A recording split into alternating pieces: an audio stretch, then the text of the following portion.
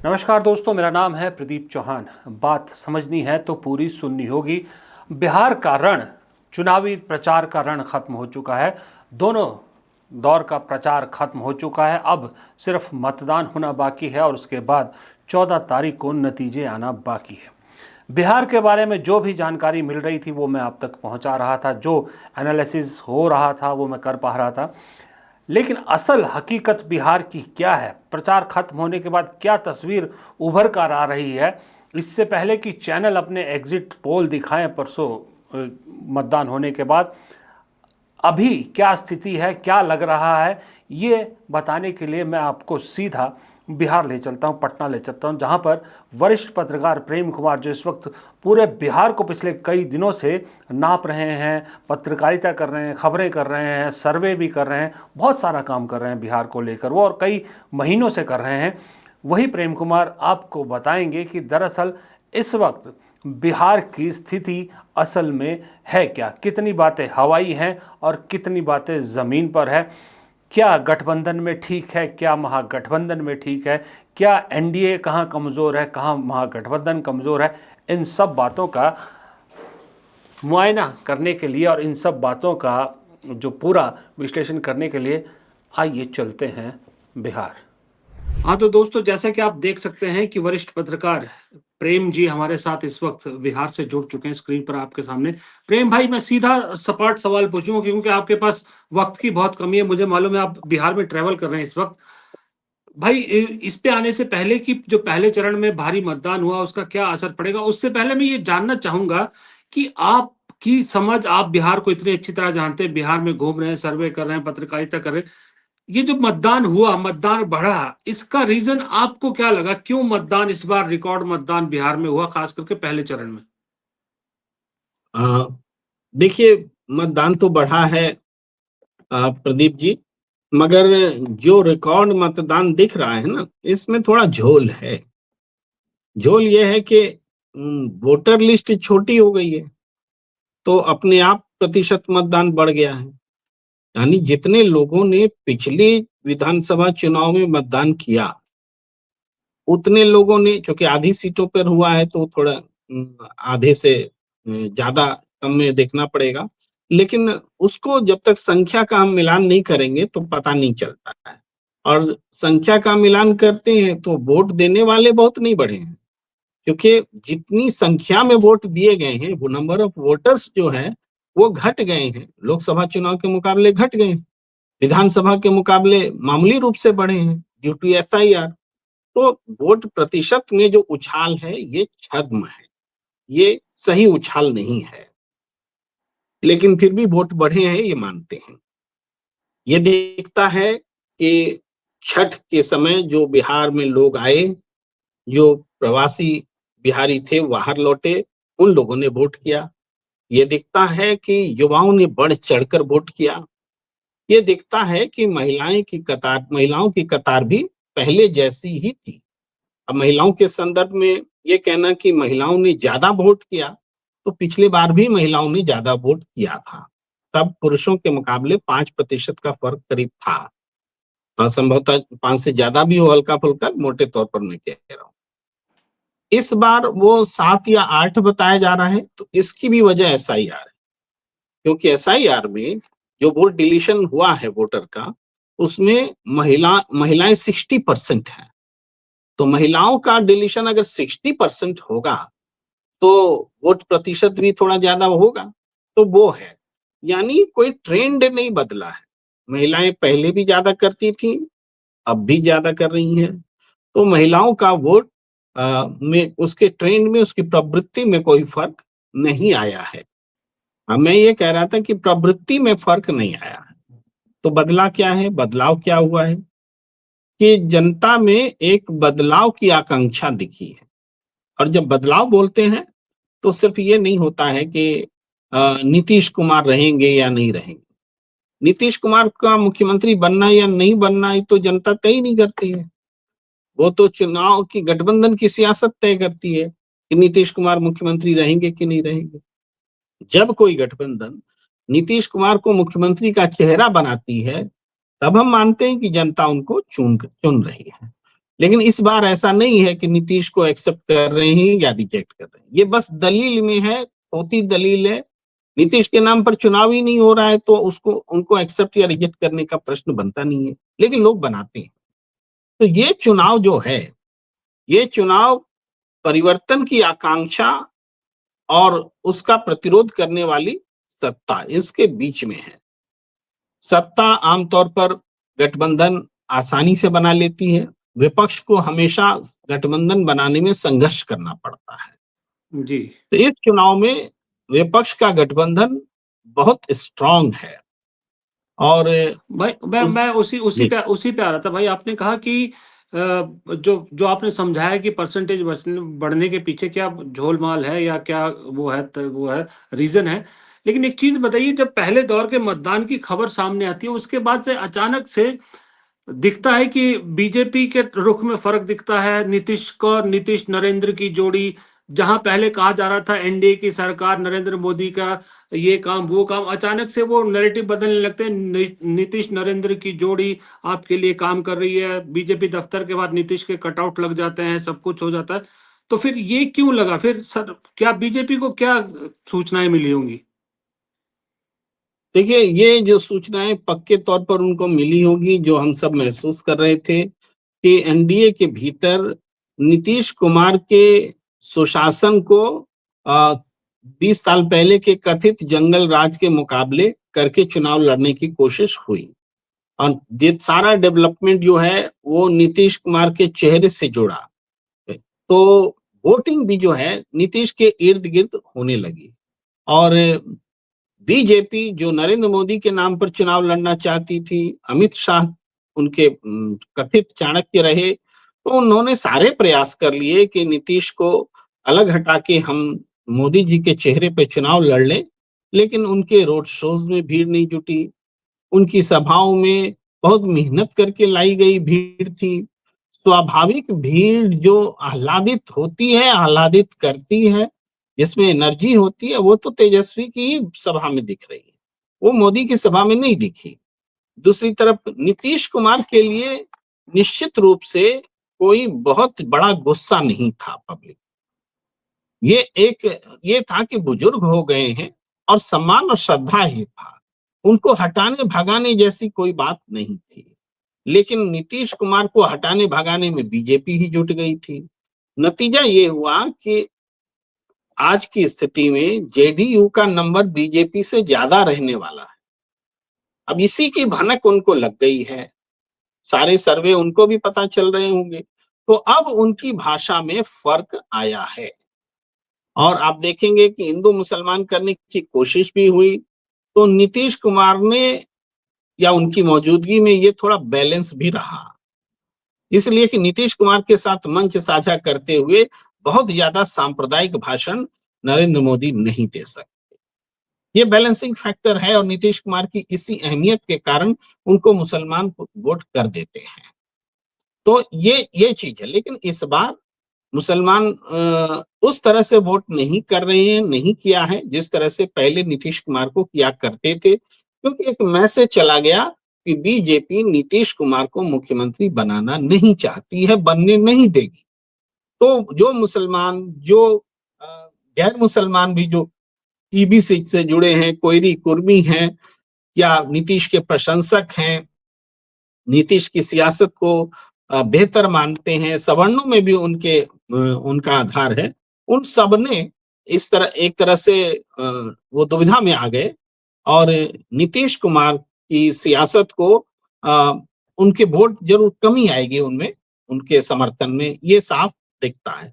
यही कारण है कि अब उनको सिर्फ बीजेपी के रूख में परिवर्तन नहीं आया है, परिवर्तन इस बात में भी हुआ है कि अब संजय झा जैसे जेडीयू में बैठे नेता जो बीजेपी के ज्यादा हैं और जेडीयू के कम हैं, ऐसा माना जाता है, ऐसा कहा जाता है, वो भी मीडिया मैनेजमेंट कर रहे हैं कि किसी तरह से उनको नीतीश कुमार के करीबी दिखाओ, नीतीश के लिए मेहनत करता हुआ दिखाओ और इसमें लग गए हैं। उनको भी पता लग गया है कि जेडीयू ताकत के साथ लौटेगी और बीजेपी से बेहतर प्रदर्शन करेगी।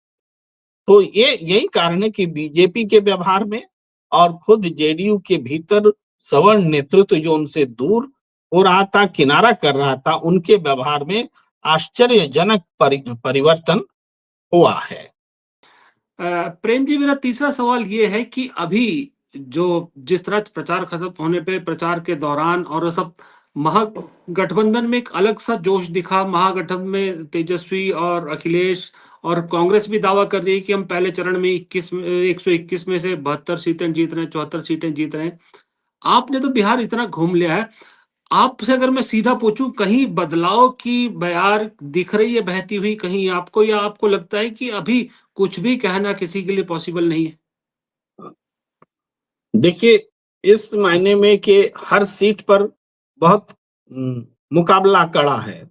इस मायने में तो कह सकते हैं कि एक व्यक्ति या एक संस्था के लिए हर विधानसभा से सटीक जानकारी हासिल करना वाकई मुश्किल काम है, जहां एकदम आमने-सामने की लड़ाई है। तो ऐसे में एक सोर्स के अलावा कई सोर्सेस होते हैं, अपना सोर्स भी मुकम्मल जानकारी नहीं दे रहा होता है। तो अब तो बहुत सारी चीजें सामने आ गई हैं, अपनी जानकारी है, दूसरे सोर्सेस की जानकारी, जहां शक शुबा है उसको हम कई तरह से क्रॉस कर सकते हैं सीटों पर। तो जो उस हिसाब से पता लग रहा है, भले पवन खेड़ा जी ने 72 का दावा किया हो, लेकिन मेरे हिसाब से ये 65 सीटें महागठबंधन को मिलती दिख रही हैं और बाकी जो बचती हैं 56 सीटें वो एनडीए को दिखती है। 9 सीटों का फासला है और 9 सीटों का फासला इसको 4 या 5 का फासला मानना चाहिए। 4 या 5 उधर से इधर हो गया तो बहुमत पलट गया। जी, तो जी, जी। ये यही फर्क अभी है, बहुत क्लोज फाइट है और वोट्स में भी बहुत बड़ा फर्क नहीं होगा हमको जहां तक लगता है, क्योंकि एक तरफ महिलाएं वोट कर रही हैं तो दूसरी तरफ युवा वोट कर रही हैं। लेकिन महिलाओं में जातिगत प्रभाव है, जाति से निकल करके सब वोट कर रहे हैं ऐसा नहीं है। लेकिन युवाओं में जातिगत प्रभाव कम दिखता है, वो ब्रैकेट तोड़ रहे हैं। तो यही यही फर्क है जो चुनाव को डिसाइड कर रहा है। लेकिन और लेकिन इसमें बाकी जी, प्रेम भाई, एक एक सवाल मेरा फिर ये बनता है कि जो आपने कहा महिलाएं वोट कर रही हैं, महिलाएं किसको वोट कर रही है? नीतीश को वोट कर रही है या मोदी को वोट कर रही है या कॉम्बिनेशन एनडीए को वोट कर रही है? और दूसरा इसी से जुड़ा सवाल ये है कि ये जो बिहार से खबरें आ रही, क्योंकि आप तो वहां हैं, आप बेहतर बता सकते हैं कि बीजेपी का वोट तो जेडीयू को जाता दिख रहा है, जेडीयू का वोट बीजेपी को जाता नहीं दिख रहा क्योंकि नीतीश का नाम का ऐलान नहीं किया। इन दोनों बातों में कितनी सच्चाई है? देखिए ये बात बीजेपी और जेडीयू के मुकाबले जेडीयू और एलजेपी में ज्यादा है। जेडीयू के कार्यकर्ता एलजेपी को यानी चिराग पासवान को कतई मदद नहीं कर रहे थे और न आगे करेंगे, ये साफ दिखता है। इसका कारण भी पहले से पता है सबको कि एलजेपी ने जेडीयू को कट शॉर्ट कर दिया था। जहां जहां जेडीयू लड़ी थी वहां वहां उसने उम्मीदवार बीते विधानसभा चुनाव में खड़े किए थे। और इस बार की दोस्ती जो है जबरदस्ती की, अमित शाह की बैठा करके कराई गई दोस्ती है, तो वो दोस्ती व्यवहार में हो नहीं सकी। तो 29 सीटों पर जो चिराग पासवान लड़ रहे हैं वहां जेडीयू का बिल्कुल समर्थन नहीं है। नतीजा ये कि वो सीटें सबसे कमजोर कड़ी हैं एनडीए की। दूसरी बात है कि बीजेपी और जेडीयू के बीच में तो ये भ्रम है, लेकिन इसको इसको प्रतिशत रूप में होगा, ये शत प्रतिशत नहीं है। और क्योंकि आफ्टर ऑल देखिए दोनों के वोटर का नेचर होता है, कोई राष्ट्रवाद से प्रभावित होना, विकास को बनाना, मोदी जी का भक्त होना, नीतीश जी का भक्त होना, नहीं तेजस्वी का विरोध करना, बहुत सारे फैक्टर होते हैं। तो उन फैक्टर्स में कॉमन फैक्टर जो है उन दोनों को जोड़ता भी है और ये गठबंधन का कारण है। लेकिन हम ये मान सकते हैं कि 70% तक का अ, इन दो आपस में इनका समन्वय होगा। 30% जी, इनसे निकल करके वोट किए हैं। जी।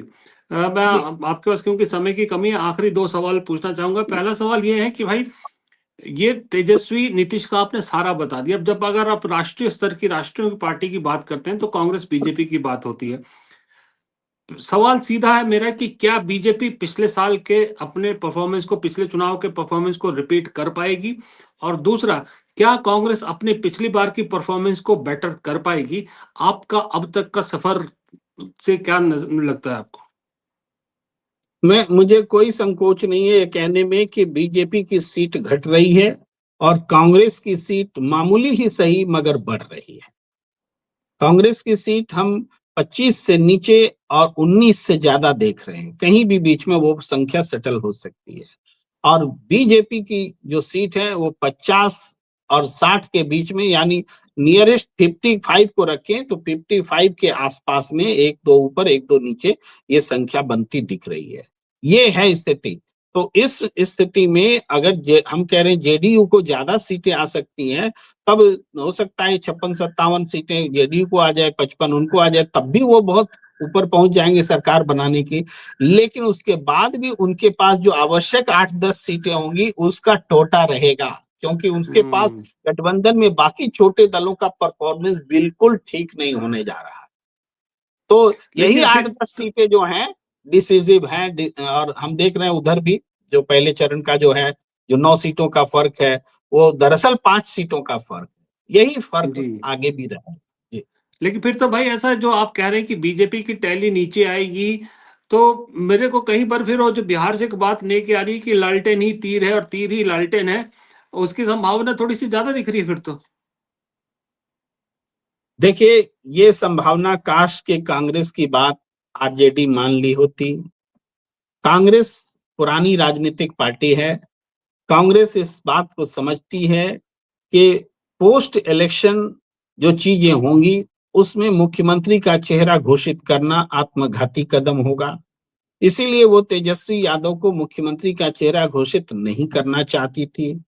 अब जबकि तेजस्वी यादव मुख्यमंत्री का चेहरा हैं, तो एक तरह से महागठबंधन ने नीतीश कुमार को एनडीए खेमे में धकेल दिया है कि हम ही मुख्यमंत्री होंगे।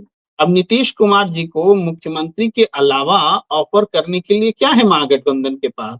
क्या वो राज्यपाल बना देगी? क्या वो बनेंगे? क्या वो उपराष्ट्रपति बना देंगी कि राष्ट्रपति का प्रलोभन दे दी? क्या दे देगी नीतीश कुमार? मुख्यमंत्री से वो डिप्टी सीएम तो बनेंगे नहीं। तो ऑफर करने के लिए आपके पास कुछ है ही नहीं, आपने दरवाजे ही बंद कर। तो ये तीर ही लालटेन और लालटेन ही तीर है, ये वाला नीतीश कुमार पर हमें लगता है कि वो कांग्रेस ठीक रणनीति अपना रही थी, मगर उसको ये तभी सफल होगा, तेजस्वी की नीति तभी सफल मानी जाएगी जब अपने दम पर वो गठबंधन में बहुमत ले आए। तब ये होगा कि हाँ, इस फैसले का उनको फायदा मिला, वरना ये कांग्रेस की मन को अफसोस होगा कि उसकी बात नहीं मानी गई। मुझे यही लगता है। प्रेम भाई, आखिरी सवाल ये है कि फिर पहले चरण का मतदान आपने देखा, उसके बाद का चुनाव प्रचार देखा, प्रधानमंत्री की भाषा देखी, सब देखा आपने।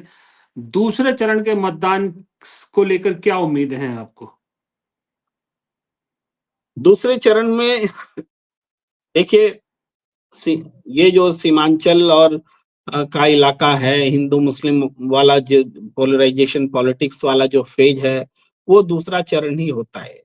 और दूसरे चरण में भी हमें लगता है कि चूंकि इस बार सांप्रदायिक पिच पर नहीं आ पाया है चुनाव, और असदुद्दीन ओवैसी भरपूर कोशिश कर रहे हैं, तेजस्वी यादव के खिलाफ उनका इस्तेमाल हो रहा है, इसके बावजूद मुसलमानों ने ये तय कर लिया है कि इस बार भाई वक्फ बोर्ड बिल पर जो हमारे साथ नहीं रहा उसके साथ हम नहीं रहेंगे। तो इसीलिए नीतीश के साथ भी वो इंटैक्ट नहीं है, और असदुद्दीन ओवैसी को वोट कटुआ ही मानते हैं, और इससे ज्यादा लोग मानते नहीं। तो हमें लगता है मुसलमान को वो बांट नहीं पाएंगे, और दलित वोटर्स का कंसोलिडेशन जो है, जैसे पहले फेज में दिखा है महागठबंधन के साथ, वो दूसरे फेज में भी दिखेगा। क्योंकि हम लोगों ने दलितों के बीच सर्वे भी किया था, और हमारे सर्वे के हिसाब से हमें लगता है पहले चरण का मतदान हुआ है, तो दलित, मुस्लिम, ओबीसी और ईबीसी का एक हिस्सा अब मोबिलाइज है।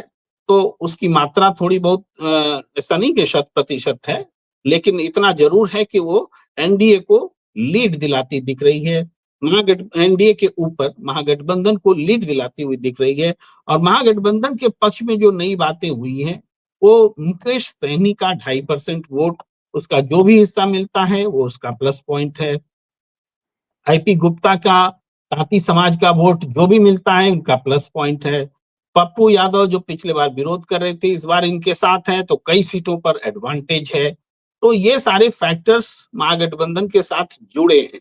लेफ्ट का वोटर्स हमेशा पिछले बार भी कारगर रहा है, इस बार भी कारगर होगा। ये इतना मजबूत इतनी मजबूत संरचना एनडीए के पास नहीं है। उधर अविश्वास है, भ्रम है, एक दूसरे की टांग खिंचाई है, ये सारी चीजें हैं। हालांकि फ्रेंडली फाइट जहां-जहां महागठबंधन में हुआ है, वहां नुकसान भी हो सकता है, इससे इनकार नहीं कर सकते। बहुत बहुत शुक्रिया प्रेम भाई, इतनी डिटेल में बिहार का ताज़ा हाल और संपूर्ण जानकारी देने के लिए कि बिहार में असल खेल क्या है। नेता जो मर्जी कहें, असल हकीकत क्या है ये एक असली पत्रकार ही बता सकता है। पत्रकार, मैंने इसलिए बोला असली पत्रकार की जो सही में पत्रकार है, जो चैनलों वाले हैं उनकी बात नहीं मैं कर रहा। आपने इतना वक्त निकाला इसके लिए बहुत बहुत शुक्रिया, और 14 तारीख के बाद जो भी होगा उसके बाद फिर एक बार आपसे मुलाकात होगी। तब तक के लिए बहुत बहुत शुक्रिया। धन्यवाद।